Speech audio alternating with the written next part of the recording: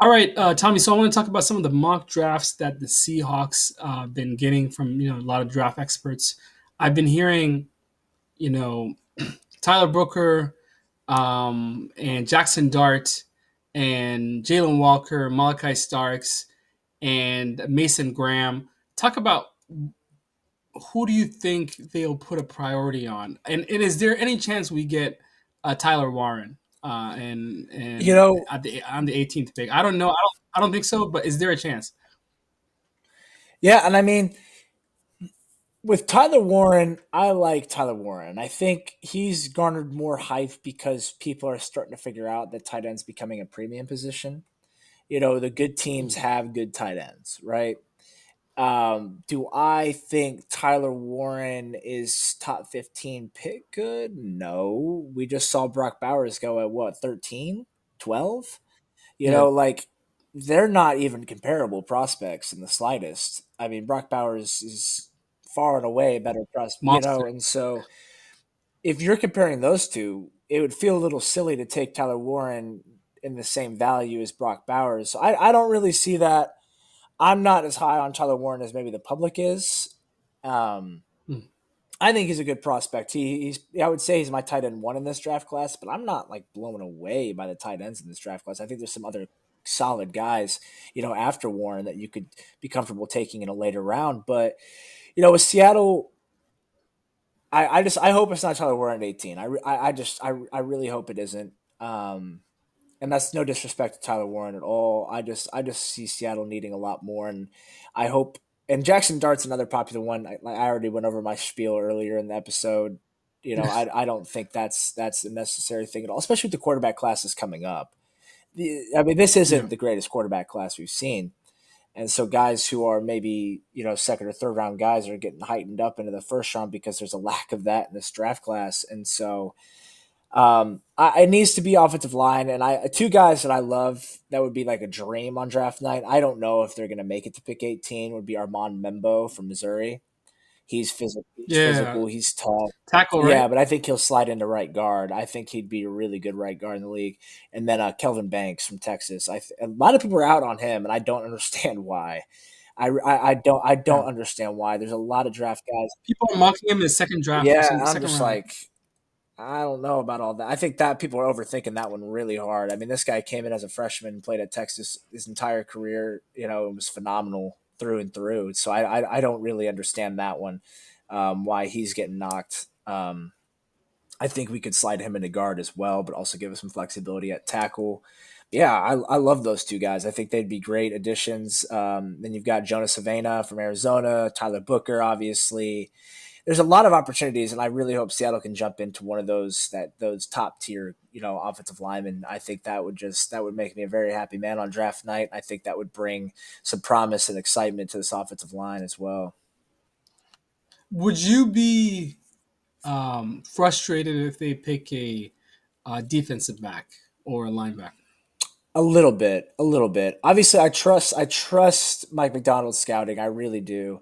Um, but in terms of need and value, I would be a little annoyed. I'd be fine. I'd buy in, but and I'd understand. But they there's a lot of good DBs, especially safety. You can get good safeties late. I know I love Nick Emanwari. I do. I watched him again yesterday, and I do love the player. But if you had to choose between him and an Amon Membo at 18, and they chose Emanwari, I'd be pretty upset on draft night. Yeah.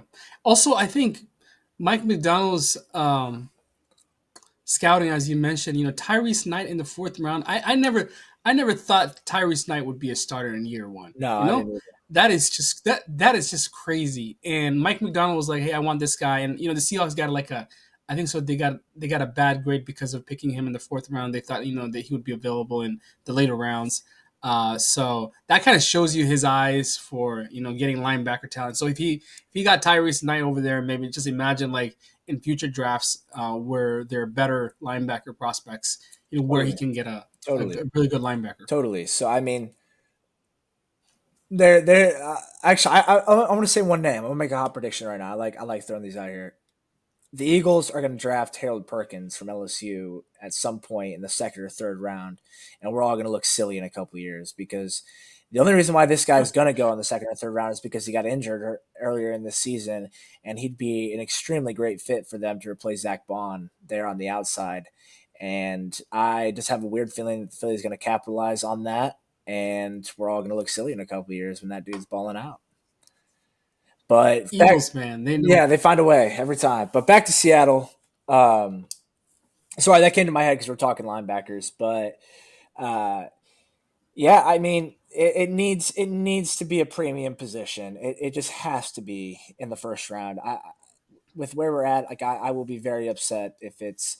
And I don't think corners isn't a premium position, but with where we're looking right now, personnel wise, we have other premium positions that are in more dire need than corner at this moment. While I do think we'll address corner at some point, yes, we will. We will be adding another cornerback to our room through the draft or free agency. I just think draft night needs to be someone up front. I agree with you. I think that also sends a message to the entire organization.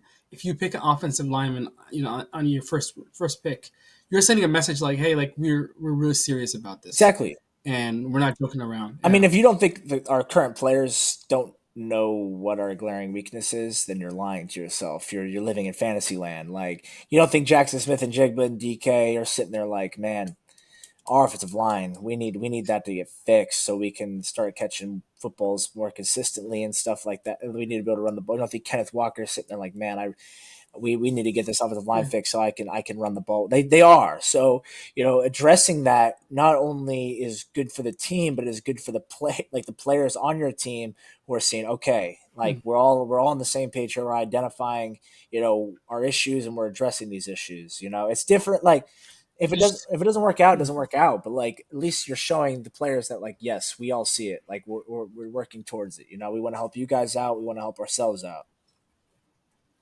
Did you see Quandre Diggs' tweet talking about people were kind of like dogging on Gino, and he was like, y'all are crazy if you think Gino is the problem.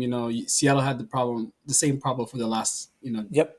couple of years, or So he was just kind of like he didn't say offensive line, but he was kind of he was kind of alluding Yeah, I to it. mean, you can't be disrespectful to other, players like publicly like that. You can't just go on Twitter and be like, "Man, my offensive line sucks. Like, we didn't win because of how bad our offensive linemen were." But like, everyone's human. Everyone sees it. These guys love football as much as we love football. Like, it's clear as day what the problem is. So, and everyone knows it. So we've got to address it for many reasons. All right. Well, hey, thank you, everybody. I hope you enjoyed the show. That's it for today. But if you like the show, feel free to subscribe and like, and give us your feedback in the comments. What do you think about the Seahawks' future, the Super Bowl, everything we talked about? And we'll see you guys next week. 12th man out.